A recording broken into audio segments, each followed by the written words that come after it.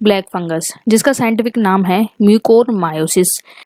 यह संक्रमण म्यूकोर नाम के फंगस से होता है।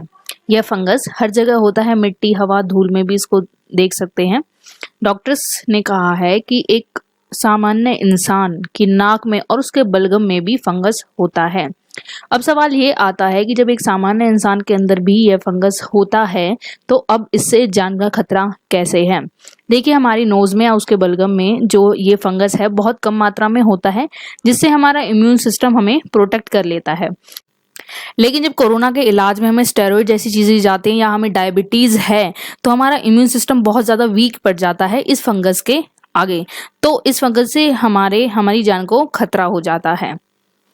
ब्लैक फंगस से सिर्फ उन लोगों को ही ज्यादा खतरा है जो कोरोना से रिकवर हुए हैं या जिनको कोरोना हुआ था और कोरोना में उन्हें स्टेरॉइड जैसी दवाइयां दी गई थी या उनकी इम्यूनिटी को बढ़ाने तो इम्यूनिटी मॉड्यूलेटर ड्रग्स दिए गए हैं, उन लोगों को जान का खतरा ज्यादा होता है। अब बात करते हैं कि ब्लैक फंगस से किन लोगों को ज्यादा खतरा है।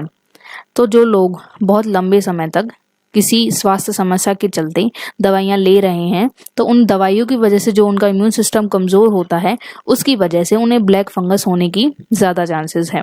डायबिटिक जो पेशेंट्स हैं जिनका शुगर कंट्रोल में नहीं है उन लोगों को भी ये फंगस होने की ज्यादा चांसेस है।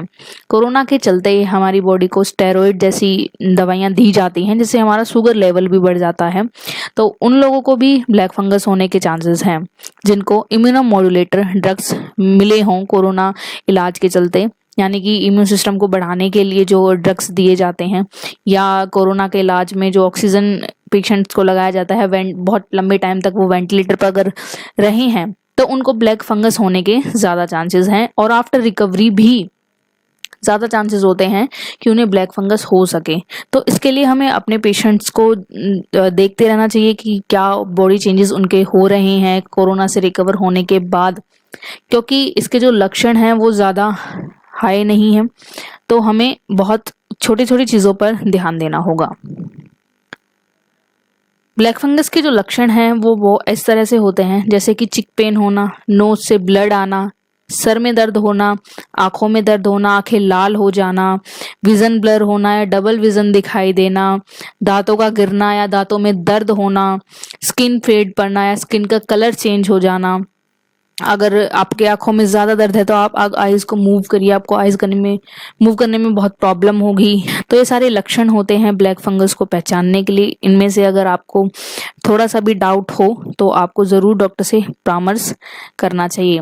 अब बात करते हैं कि अगर ब्लैक फंगस हो जाए तो किन टेस्ट से ये कंफर्म होगा कि हाँ ब्लैक फंगस का केस है। हमें सीबीसी टेस्ट कराना होगा, किडनी फंक्शन, श्वास test, CT scan, contrast enhance MRI, blood sugar test, nasal endoscopy.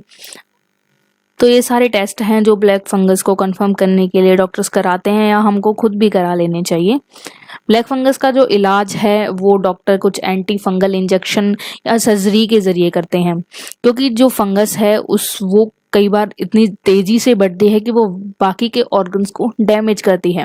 तो आंखों से वो स्टार्ट होती है, फिर हमारे दिमाग तक जाती है। तो आपने काफी सारे केसेस ऐसे देखे होंगे ब्लैक फंगस के चलते डॉक्टर्स को आंखें निकालनी पड़ रही हैं। वो इसलिए ताकि आंखों से जो फंगस है वो दिमाग तक ना जाए और मरीज की जान बच सके।